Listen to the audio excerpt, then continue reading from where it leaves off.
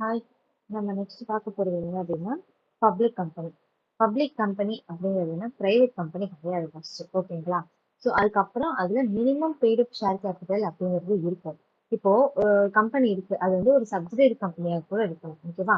இந்த subsidiary company not being A private company. Okay, இப்போ இந்த சப்சிடரி கம்பெனி என்ன ஆகாது, பிரைவேட் கம்பெனி ஆகாது. அதனால அது என்னன்னு சொல்லுவோம், நம்ம டீம்டு பப்ளிக் கம்பெனி அப்படின்னு சொல்லுவோம்.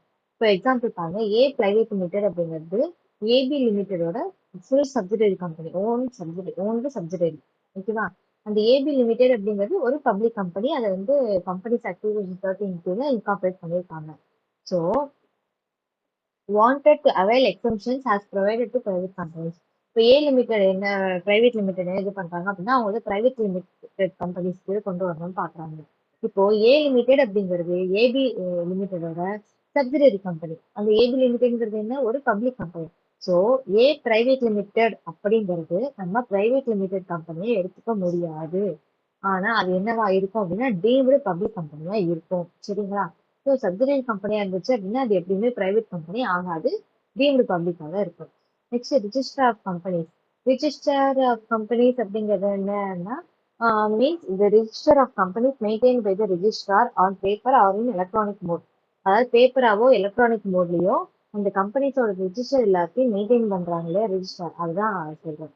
Next registrar. ரிஜிஸ்ட்ரார் யார் அப்படிங்கிறது பார்த்தோம்னா, registrar, additional registrar, joint registrar, deputy registrar, இந்த மாதிரி நிறைய இருக்கும். அவங்க என்ன அப்படின்னா கம்பெனிஸ் ஆக்ட் கீழ அவங்களோட டியூட்டிஸ் எல்லாத்தையுமே வந்து இது பண்ணுவாங்க கம்பெனி ரெஜிஸ்ட்ரேஷனுக்காக. Next related party. Related party அப்படிங்கிறது யார் யார் வருவாங்கன்னா, director, team manager person, firm, ஃபர்ம்ல வந்து டேரக்டர், மேனேஜர் அவங்கலாம் வந்துருவாங்க. பிரைவேட் கம்பெனி பொறுத்த வரைக்கும் மேனேஜர், டேரக்டர் இவங்கெல்லாம் வந்து இருப்பாங்க. பப்ளிக் கம்பெனி அப்படிங்கும்போது இங்கிலீஷ் டேரக்டர் ஆர் மேனேஜர் தான் டேரக்டரா இருப்பாங்க. அதில் அவங்களுக்கு ரிலேட்டிவ்ஸ் தான் அவங்க வந்து மெம்பர்ஸா இருப்பாங்க. அவங்களுக்கு வந்து மோர் தென் 2% வந்து பெய்டு ஷேர் கேபிட்டல் அப்படிங்கிறது இருக்கு. சரிங்களா? அடுத்து பாடி கார்பரேட் பார்த்தோம் அப்படின்னா, board of directors, managing director, அதாவது மேனேஜர் இவங்கெல்லாம் இருந்தா வந்து அதை அட்வைஸ் பண்ணி டைரக்ட் பண்ணுவாங்க. இல்லை எனி பர்சன் அவங்களுக்கு அட்வைஸ் கீழே இது நடக்குது அப்படின்னு அவங்களும் சொல்லலாம். எனி பாடி கார்பரேட்ல அது holding or subsidiary or associate கம்பெனியா இருக்கு அப்படின்னா, இந்த subsidiary of a holding company to which it is also a subsidiary. இப்போ ஹோல்டிங் கம்பெனியோட சப்சிடரியா இருக்கு அப்படின்னா அதுவும் ஒரு சப்சிடரி கம்பெனி தான். அல்லது இன்வெஸ்டிங் அல்லது வெஞ்சரர் கம்பெனிஸ் கூட சொல்லலாம். சரிங்களா? ஸோ இது எல்லாமே ரிலேட்டிவ்ஸ்க்கு தான் வரும், ஒன்று ஒன்று ரிலேட் ஆனது தான். ஓகேவா? இப்போ எக்ஸாம்பிள் பாருங்க, XYZ அப்படிங்கிற பிரைவேட் லிமிடெட்க்கு வந்து ரெண்டு சப்சிடரி கம்பெனி இருக்கு. ஒன்று வந்து ஒய் பிரைவேட் லிமிடெட், இன்னொரு இசட் பிரைவேட் லிமிடெட். ஓகேங்களா? ஸோ இப்போ ஆஸ் பர் செக்ஷன் 276(8)(b)ல என்னன்னா, Y private limited, Z private limited ஒன்னோட ரிலேட்டட். ஓகே, இப்போ அது ரெண்டுமே ஒரு சப்சிடரி கம்பெனி, ஒரு கம்பெனிக்கு தான் ஒரு சப்சிடரியா இருக்கு. ஸோ அப்ப என்ன ஆகும், ஒய்யும் இசட்டும் வந்து ரிலேட்டட் பார்ட்டிஸ் அப்படின்னு சொல்லுவோம். இப்போ இல்ல இன்னொரு எக்ஸாம்பிள், எக்ஸ்ஒய் இசட்ல இருந்து பப்ளிக் கம்பெனிக்கு ரெண்டு சப்சிடரி ஒய் இசட் இருக்கு. சரியா? இதுல private company which is subsidiary of public company will deem to be a public company. Okay, so இப்போ Y private limited and Z private limited அப்படிங்கிறது என்னன்னா, அது வந்து எக்ஸம்ஷன் கீழே பிரைவேட் லிமிடெடா, பிரைவேட் இதுல வரக்கூடிய எக்ஸம்ஷன் கீழே அதை அவைல் பண்றதுக்கான எலிஜிபிள் இல்லை. ஸோ ஒய்யும் இசட்டும் வந்து என்னன்னா ஒன்னோட ஒன்று ரிலேட்டட். ஆனால் ரெண்டும் பிரைவேட் லிமிட்டா இருந்தாலும் பிரைவேட் கம்பெனிஸ் கீழே அவங்களால எக்ஸம்ஷனை அவைல் பண்ண முடியாது. ஓகேவா? நெக்ஸ்ட் ரிலேட்டிவ் அப்படிங்கிறது யார் வருவாங்க அப்படின்னா, members of HUF, husband, wife, இது அந்த மாதிரி ஒரு பர்சன் வந்து அவங்களோட ரிலேட் ஆறாங்க அப்படின்னா அவங்க. ஃபாதர் அப்படிங்கும்போது ஸ்டெப் ஃபாதர் வருவாங்க, மதர் அப்படிங்கும்போது ஸ்டெப் மதர், சன் அப்படிங்கும்போது செக்ஷன், சன்னோட ஒய்ஃப், டாட்டரோட husband, brother, step brother, sister, step sister எல்லாருமே வந்து இதுல வருவாங்க. சரிங்களா? நெக்ஸ்ட் ரெமுனரேஷன் அப்படிங்கிறது மணி அல்லது அது ஈக்குவலன்ட். ஓகேவா? அது வந்து அவங்க ஒரு பர்சனுக்கு அவங்க சர்வீசஸ்க்காக நம்ம கொடுக்கக்கூடியது தான் வந்து ரெமுனரேஷன் அப்படிங்கிறது. நெக்ஸ்ட் ஷேர் அப்படிங்கிறதுனா ஒரு கம்பெனில ஸ்டாக்கு சேர்த்து அவங்க ஷேர் கேபிட்டல்ல அவங்க இப்போ ஒரு பர்சனோட ஷேர் எவ்வளவு இருக்குன்னு சொல்றது ஷேர். நெக்ஸ்ட் ஸ்மால் கம்பெனி அப்படிங்கிறது ஒரு கம்பெனி, ஆனா அது பப்ளிக் கம்பெனி கிடையாது.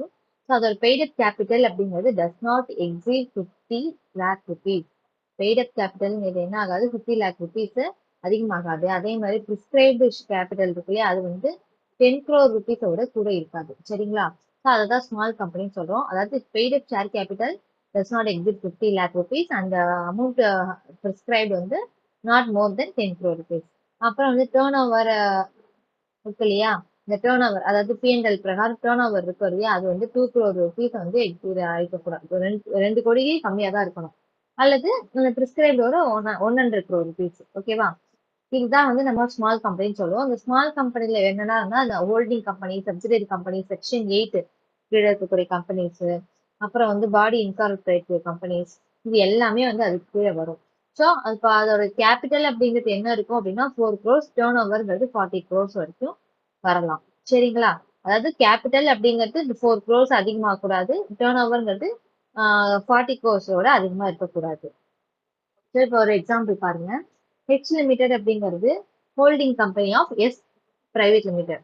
ஸோ இப்போ லாஸ்ட் இயர் பிஎன்எல் அதாவது 31 March 2023 எஸ் பிரைவேட் லிமிடெடோட இதை பார்க்கும்போது டேர்ன் ஓவர் வந்து 1.5 crores, paid up share capital வந்து 40 lakhs. சரிங்களா? இப்போ எஸ் பிரைவேட் லிமிடெட் அப்படிங்கிறதோட turnover and paid up share capital நான் இல்லையா, நாம்ஸ் பிரகாரம் அது என்ன ஸ்மால் கம்பெனி இருக்கணும் அப்படின்னா அதுக்கு என்னவா இருக்கணும், இந்த அளவுக்கு இருக்கக்கூடாது. So does not exceed 50 lakhs சொல்லியிருந்தோம் இல்லையா. ஸோ இப்போ இங்க இருக்கிறதுனால இது ஸ்மால் கம்பெனி கிடையாது, இது வந்து ஒரு சப்சிடரி கம்பெனி தான். சரியா? cannot be characterized as small company. Next subscribed capital. Subscribed capital அப்படிங்கும்போது அது வந்து கேபிட்டல் இருக்கு இல்லையா, கேபிட்டல்ல ஒரு பார்த்து தான் வந்து சொல்றோம். ஸோ அந்த டைம்ல அந்த கம்பெனி மெம்பர்ஸ் எவ்வளவு சப்ஸ்கிரைப் பண்ணிருப்பாங்க அந்த கேபிட்டல்ல அப்படிங்கிறது சப்ஸ்கிரைப்டு கேபிட்டல். இப்போ ஏபிசி லிமிடெட் இருக்கு, அவங்க ரிஜிஸ்டர் வித் ஆத்தரைஸ்டு கேபிட்டல் எவ்வளோன்னா 2 crores. ஒவ்வொருத்தருக்கும் ஷேர் வந்து எவ்வளோன்னு சொல்லிட்டாங்க 10 அப்படின்னு ருபீஸ் 10 rupees அப்படின்னு சொல்லிட்டு சொல்லியிருக்காங்க. ஓகேவா? in response to advertisement made by the company to buy shares in the company. shares வந்து கம்பெனியோட ஷேர்ஸ் வாங்கணும் அப்படின்னா அப்ளிகேஷன்ஸ் எவ்வளோ ரிசீவ் ஆயிருக்கு அப்படின்னா 10 lakh ஷேர்ஸ் வந்துருக்கு. பட் ஆக்சுவலா கம்பெனி இஷ்யூ பண்ணது எவ்வளோ 7 lakh ஷேர்ஸ் தான். ஒரு ஷேர் வந்து 8 rupees அப்படின்னு சொல்லிட்டு. ஸோ இதுவா வந்திருக்கு, எக்ஸ்ட்ரா வந்திருக்கு அப்படிங்கும்போது 6000 ஷேர்ஸ் வந்து டோட்டல்ல இதுவாகுது. இப்போ ஆத்தரைஸ்டு ஷேர் கேபிட்டல் வந்து 2 crores, சப்ஸ்கிரைப்டு எவ்வளோ சப்ஸ்கிரைப் கொடுத்துருக்காங்க 10 lakhs. அப்ப வந்து ஒருத்தருக்கு எவ்வளோன்னு சொன்னாங்க, ஈச் ஷேர் 10 rupeesன்னு. அப்ப 10 lakh ஷேர்ஸ்க்கு 10 rupees அப்படின்னா எவ்வளோ 1 crore. இஷ்யூடு கேபிட்டல் எவ்வளோ, ஆனா எவ்வளோ இஷ்யூ பண்ணியிருந்தாங்க 7 lakhs ஷேர்ஸ். இப்போ 7 lakhs into 10ன்னா 70 lakhs. இப்போ கால்டப் என்ன பண்ணிருக்காங்க, அந்த 7 lakhs 8 rupees பண்ணிருக்காங்க. ஸோ 7 into 8 56 lakhs வரும். இப்போ பெய்ட் அப் கேபிட்டல் நமக்கு வேணும். இப்போ என்ன கண்டுபிடிச்சு ஆத்தரைஸ்டு ஷேர் கேபிட்டல் இருக்கு, சப்ஸ்கிரைப்டு கேபிட்டல் கண்டுபிடிச்சிட்டோம், இஷ்யூடு கேபிட்டல் கண்டுபிடிச்சிட்டோம், கால்ட் அப் கண்டுபிடிச்சிட்டோம். இப்போ பெய்ட் அப் கேபிட்டல் நம்ம கண்டுபிடிக்க போறோம். பெய்ட் அப் கேபிட்டல்ங்கிறதுனா கால்ட் அப் கேபிட்டல் மைனஸ் அங்க டோட்டல் ஷேர்ஸ் எவ்வளவு இருக்கு இன்னும் அப்படிங்கிறது 6000 இருக்கு இல்லையா, எவ்வளவு ருபீஸ்க்கு 8 rupeesக்கு. இப்போ 6000 into 8 அப்போ எவ்வளவு 48,000 வரும். இப்போ 56 lakhல 48,000 போச்சுன்னா 55 lakhs 52,000. இதுதான் வந்து பெய்ட் அப் கேபிட்டல். சரிங்களா? அடுத்து சப்சிடரி கம்பெனி அப்படிங்கறத வந்து அந்த ஹோல்டிங் கம்பெனின்னு சொல்லிட்டு சொல்லலாம். அதாவது அதோட இந்த கம்பெனியோட கண்ட்ரோல்ஸ் எல்லாமே வந்து இன்னொரு கம்பெனி கிட்ட இருக்கும். கண்ட்ரோல்ஸ் காம்போசிஷனா போர்ட் ஆஃப் டைரக்டர்ஸோட காம்போசிஷன் கண்ட்ரோல் பண்றது. அப்புறம் வந்து ஒன் ஆஃப் half percentage அதாவது 50% ஓட்டிங் பவர் வந்து அவங்க கிட்ட இருக்கும். சரியா? இப்போ ஒன் ஆர் மோர் சப்சிடரி கம்பெனிஸ் இன்னும் சேர்த்து கூட ஒரு இது பண்ண முடியும் நம்மளால. ஸோ நெக்ஸ்ட் என்ன இருக்கு அப்படின்னு பார்த்தோம்னா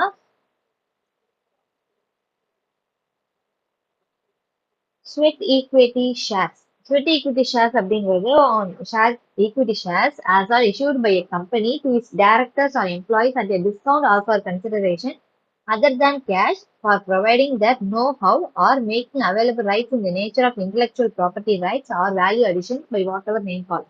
இந்த ஸ்வெட் ஈக்விட்டி ஷேர்ஸ் அப்படிங்கிறது என்னன்னா கம்பெனி அவங்க டைரக்டர்ஸ்க்கோ எம்ப்ளாயிஸ்க்கோ டிஸ்கவுண்ட்ல அல்லது கன்சிடரேஷன்ல கொடுக்கறது. அது வந்து கேஷா இல்லாம அவங்களுக்கு வந்து நோஹவ், அவங்களுக்கு எப்படி என்னன்னு தெரிஞ்ச அவங்களோட நாலேஜை பேஸ் பண்ணியோ அல்லது இன்டெலெக்சுவல் ப்ராப்பர்ட்டி ரைட்ஸ் பிரகாரம் அவங்களுக்கு ரைட்ஸ் இருக்குங்கிறதுனாலயோ இந்த வேல்யூ அடிஷன்ஸ்னாலயோ வந்து கம்பெனி வந்து அவங்க டேரக்டர்ஸ்க்கும் எம்ப்ளாயிஸ்க்கும் கொடுக்குறாங்க டிஸ்கவுண்ட்ல கன்சிடரேஷனா அப்படின்னா அதை வந்து நம்ம ஸ்வெட் ஈக்விட்டி ஷேர்ஸ் அப்படின்னு சொல்லிட்டு சொல்லுவோம். டோட்டல் ஓட்டிங் பவர் அப்படிங்கும்போது ஒரு கம்பெனில இது எலெக்ஷன் கண்டக்ட் பண்றாங்க அப்படின்னா அவங்க ஓட்டு கேஷ் பண்ணல எவ்வளவு நம்பர் ஆஃப் ஓட்ஸ் அவங்களுக்கு இருக்கு அப்படிங்கிறத டோட்டல் ஓட்டிங் பவர் அதோட பெர்சன்டேஜ். நெக்ஸ்ட் ட்ரிபுனல் அப்படிங்கிறது நேஷனல் கம்பெனி லா செக்ஷன் 408 பிரகாரம் வருது. நெக்ஸ்ட் டேர்ன் ஓவர் அப்படிங்கிறது என்னன்னா கிராஸ் அமௌண்ட் ஆஃப் ரெவன்யூ வந்து பிஎன்எல், அதாவது சேல், சப்ளை, குட்ஸ் டிஸ்ட்ரிபியூஷன், அப்புறம் வந்து அக்கௌண்ட் ஆஃப் சர்வீசஸ், இது எல்லாத்தையும் பேஸ் பண்ணி நம்ம கிராஸ் அமௌண்ட் ஆஃப் ரெவன்யூ கண்டுபிடிக்கிறோம் இல்லையா, அது பிஎன்எல்ல, அதுதான் வந்து டேர்ன் ஓவர்னு சொல்றோம். அடுத்து அன்லிமிடெட் கம்பெனி. அன்லிமிடெட் கம்பெனி அப்படிங்கிறதுனா எந்த ஒரு லிமிட்டும் வந்து மெம்பர்ஸோட லைபிலிட்டி ஹிஸ்டரி கிடையாது அப்படிங்கிறது அன்லிமிட்டட். ஓட்டிங் ரைட் அப்படிங்கும்போது மெம்பருக்கு வந்து கம்பெனியில ஓட் பண்றதுக்கான ரைட் கொடுக்கறது தான் வந்து ஓட்டிங் ரைட் அப்படிங்கிறது. ஸோ இதெல்லாம் தான் வந்து டெஃபினேஷன்ஸ் இதுல ஃபர்ஸ்ட் யூனிட்ல கொடுத்துருக்காங்க. ஸோ இப்போ அடுத்த யூனிட்ல நம்ம என்ன பண்ண போறோம் அப்படின்னா ஃபர்தரா இந்த இதுல கம்பெனி இருக்கு அப்படின்னா அதுல என்னென்ன மாதிரியான இது இருக்கு, அதுக்கு என்னென்ன செக்ஷன்ஸ்ல என்னென்னலாம் பண்ணணும் அப்படிங்கிறது பிரீஃபா பார்க்க போறோம். நெக்ஸ்ட் எம்சிக்யூ பேஸ்ட் நாலேஜ் தான் எம்சிக்யூ. ஸோ கிரீன் லிமிடெட் அப்படிங்கிறது ஜனவரி 3, 2022 இன்கார்பரேட் பண்ணிருக்காங்க ஆஸ் பர் கம்பெனி ஆக்ட் 2013. இப்போ what will be the financial year அப்படின்னு கேட்டிருக்காங்க. ஃபினான்ஷியல் இயர் இப்போ ஜனவரியில ஆரம்பிச்சாலும் ஃபினான்ஷியல் இயர் எப்போ ஏதாவது இது பண்ண போறோம், மார்ச் தான். ஸோ இது எந்த இதுல வரும் அப்படின்னா 31st March 2023. இதுதான் வந்து அவங்களோட ஃபினான்ஷியல் இயர். ஓகேங்களா. Next Rama along with her 6 friends has incorporated Rama trading limited in May 2021. Rama வந்து அவங்க 6 ஃப்ரெண்ட்ஸோட சேர்ந்து ரமா ட்ரேடிங் லிமிடெட் அப்படின்னு மே 2021 ஸ்டார்ட் பண்ணிருக்காங்க. பெய்டு ஷேர் கேபிட்டல் எவ்வளோனா 2 crore. ஏப்ரல் 22ல என்ன பண்ணிருக்காங்க அப்படின்னா லாஸ்ட் ஃபினான்ஷியல்ல இந்த டேர்ன் ஓவர் ஆஃப் கம்பெனி வந்து 40 crore அப்படிங்கறத கண்டுபிடிச்சிருக்காங்க. ஸோ அது வந்து இப்போ ட்ரேடட் ஹேஸ் ஸ்மால் கம்பெனியா ட்ரீட் ஆகுமா அப்படின்னு கேட்டிருக்காங்க. இப்போ இதுக்கு என்ன ஆன்சர் அப்படின்னு பார்த்தோம்னா the concept of small company வந்து எப்ப applicable அப்படின்னா applicable only in case of private limited company or 1% company, and therefore despite the criteria of small company, it being a public limited company, it cannot enjoy the benefit of small company. So இப்போ small கம்பெனிக்கு அவங்களுக்கு வருமா அப்படிங்கிறது கேட்டிருக்காங்க. இப்போ small கம்பெனினா அது private லிமிடெடாவோ அல்லது 1% கம்பெனியாவோ இருந்தால் மட்டும்தான் வரும். ஸோ பப்ளிக் கம்பெனியா இருந்தால் அவங்க வந்து இது இந்த ஸ்மால் கம்பெனிக்கான எந்த பெனிஃபிட்டையும் எடுத்துக்க முடியாது. ஸோ இதுதான் வந்து ஆப்ஷன் பி தான் ஆன்சர். நெக்ஸ்ட் அபிலாஷா அப்புறம் அம்ரிதா 2 பேரும் வந்து இன்கார்பரேட் பண்ணியிருக்காங்க நாட் ஃபார் ப்ராஃபிட், அதாவது செக்ஷன் 8 கம்பெனி வந்து ரெஜிஸ்டர் பண்ணியிருக்காங்க. அதுல ஒன் ஆஃப் தர் ஃப்ரெண்ட்ஸ் வந்து என்ன இன்ஃபார்ம் பண்ணியிருக்காங்க அப்படின்னா அவங்க கம்பெனி வந்து ஸ்மால் கம்பெனி கீழே வருது. ஏன் அப்படின்னா பிஎன்எல் லாஸ்ட் இயர் என்னவா இருக்கு அப்படின்னா turn over less than 40 crore இருக்கு, பெய்டப்பும் வந்து லெஸ் தென் 4 crore இருக்குன்னு சொல்லியிருக்காங்க. ஸோ இப்போ இதுக்கு என்ன அட்வைஸ் கொடுப்பீங்க அப்படின்னு கேட்டிருக்காங்க. இப்போ இதுக்கு என்ன சொல்ல வருவோம் அப்படின்னா the status of small company cannot be bestowed upon, அதாவது ஸ்மால் கம்பெனிங்கிற ஸ்டேட்டஸ் வந்து நம்ம வந்து not for profit company section 8 இருக்கிறத நம்ம ரிஜிஸ்டர் பண்ணிருக்காங்க. ஸோ அது எதுவுமே இந்த ஸ்மால் கம்பெனிக்கானதுல வராது. சரிங்களா. Next 4th question Kaveri goods carrier limited அவங்க வந்து 9% நான் கன்வெர்டபிள் டிபெஞ்சர்ஸ் வந்து 10 lakhs ஒர்த் உள்ளதை இஷ்யூ பண்ணியிருக்காங்க. அதுக்கப்புறம் என்ன பண்ணி இந்த directors contemplated to get them listed, அதை லிஸ்ட் பண்ணியிருக்காங்க அதை. ஓகேவா. ஆஃப்டர் டியூ ஃபார்மாலிட்டி தான் private limited place non convert debentures of 10 lakhs list பண்ணிட்டாங்க. ஸோ இது வந்து எது கரெக்டா இருக்கும் இந்த சுச்சுவேஷன்ல அப்படின்னு கேட்டிருக்காங்க. ஓகே. ஸோ இதுல என்னங்க காவேரி இதுல வந்து லிஸ்டட் கம்பெனிக்கு வருமா.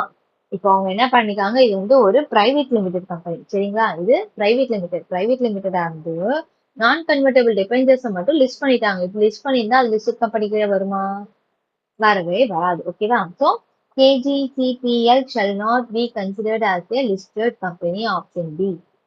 ஓகேவா. Next associate company in relation to another company means company which that, அதாவது இப்போ அசோசியேட் கம்பெனிங்கிறது என்ன சொல்லியிருக்காங்க அப்படின்னா இன்னொரு கம்பெனி இருக்கு இல்லையா, அதோட வந்து சிக்னிஃபிகண்ட் இன்ஃப்ளூயன்ஸ் இருக்கும். ஆனா அது வந்து சப்சிடரி கம்பெனி கிடையாது. ஆனா அதுல வந்து சிக்னிஃபிகண்ட் இன்ஃப்ளூயன்ஸ் இவங்களோடது இருக்கும்.